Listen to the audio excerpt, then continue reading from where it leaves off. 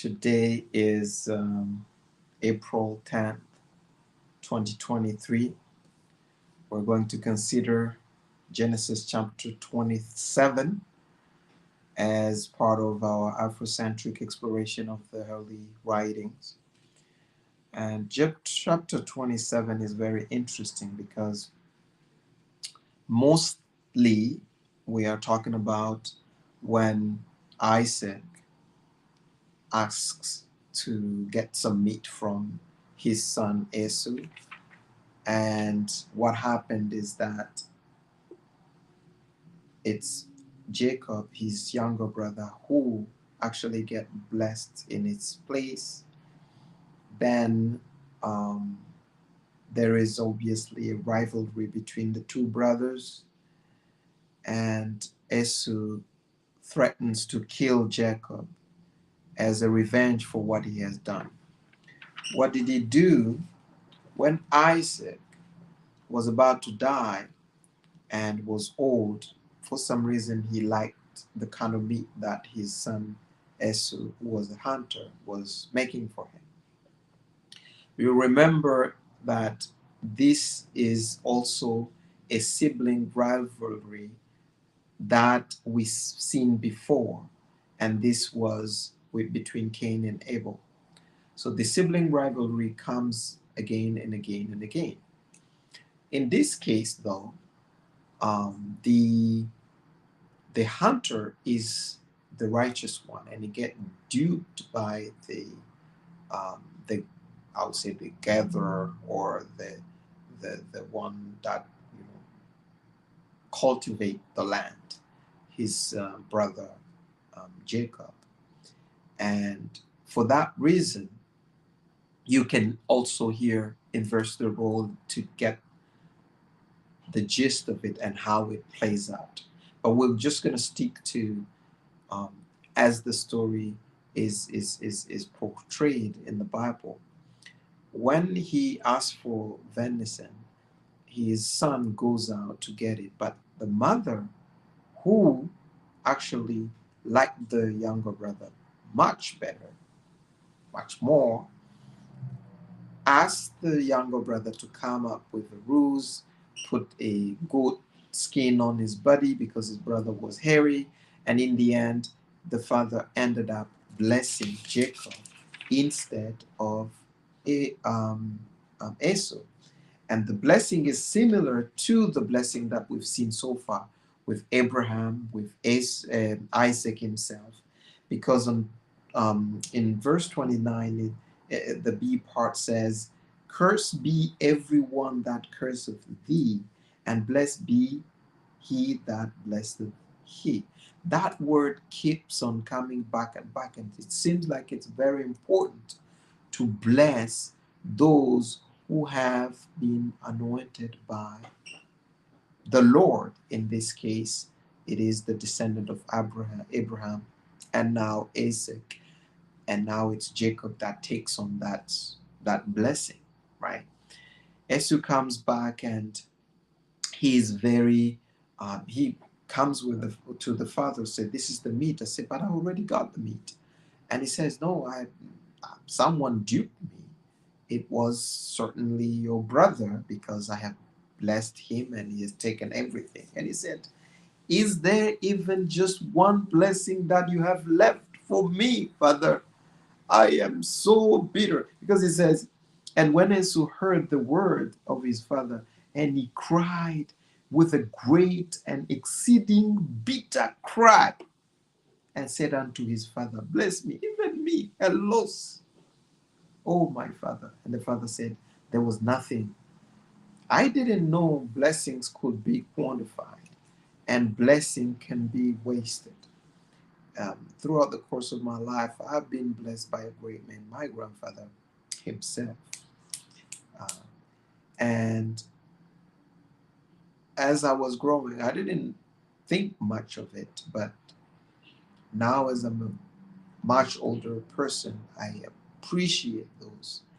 And it seems like those words have carried the weight that I can see in life as it unfolds. And in this case, Jacob has the blessings. But the father tells him one thing. He says, the blessing that he gives him is that, and it shall come to pass when thou shalt have the dominion, that thou shalt break his yoke from off thy neck. Meaning that it was possible, because he was Jacob was blessed in such a way that his older brother will serve him.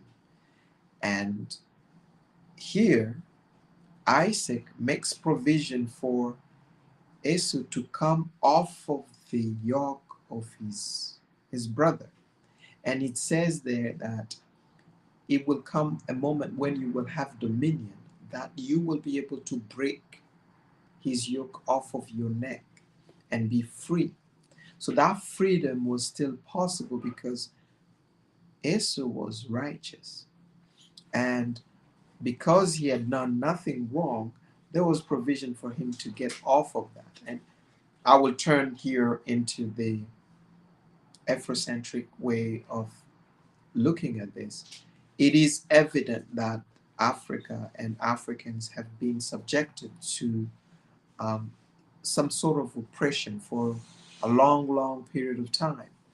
And you can see here that there are so many people that I've seen that have given up, that have lost faith about Africa. And of course, this was encouraged as a way of subjugating Africans to a subspecies way of being.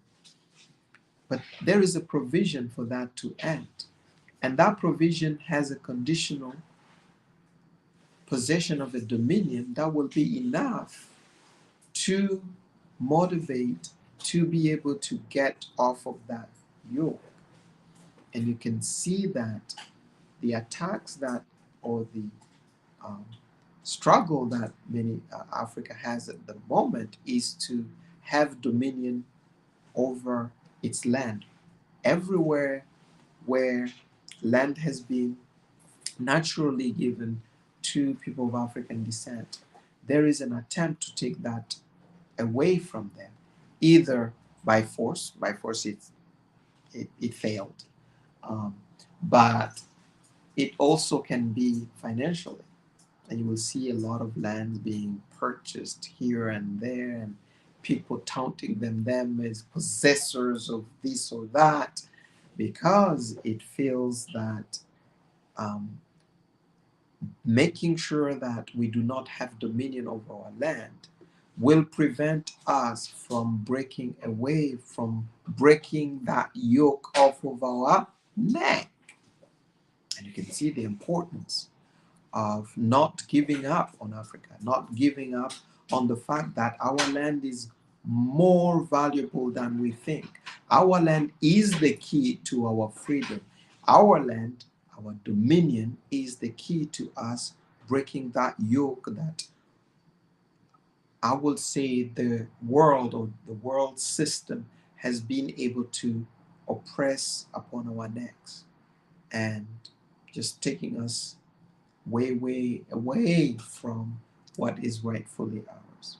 So Esau threatens to kill um, Jacob, and that did not take him anywhere. He ended up not killing him at all, because the mother heard him plotting to kill his brother, and of course went and told his brother that you gotta get away from here. Now the question was, why did Rebecca had favor for Jacob instead of Esau? And the answer is because Esau took those Moabites women for wife, and it was outside of their tribe, outside of their race, and that really afflicted his mother a lot, because she had to travel all the way from the land, from Assyria, to come get married to to his father. And this son, what he does is just takes whatever is available there. That is wrong, but that really afflicted his mother, and the mother felt like it was necessary to take these steps to protect what it was there. And that's really the gist of it, in terms of where it came from and how she was adamant about protecting that legacy, protecting what was more important than all those things that they had possessed. So you can see also here a, a case to be made in um, really trying to stay within your race in terms of um, you know, procreation or just forming a partnership, because, and this is not being racist or trying to put other people down, but naturally it seems like women have the key to protecting that, and it's not a patriarchal um, idea, because this idea about people remaining with the race, with the tribe, is wrongfully put on the backs of the patriarchy or the male figure. But here it's Rebecca who is advocating for this. And it shows that it is the feminine side of the human species that is able to protect that from happening. Because ultimately, it's the women that choose which genetic material has the right to propagate itself into the future. And we can see that that was the case. So he ended up not killing him, but he went away and everything went well. That is the gist of Genesis chapter 27. And and we'll go on 28 the next time. Bye bye. Talk to you later.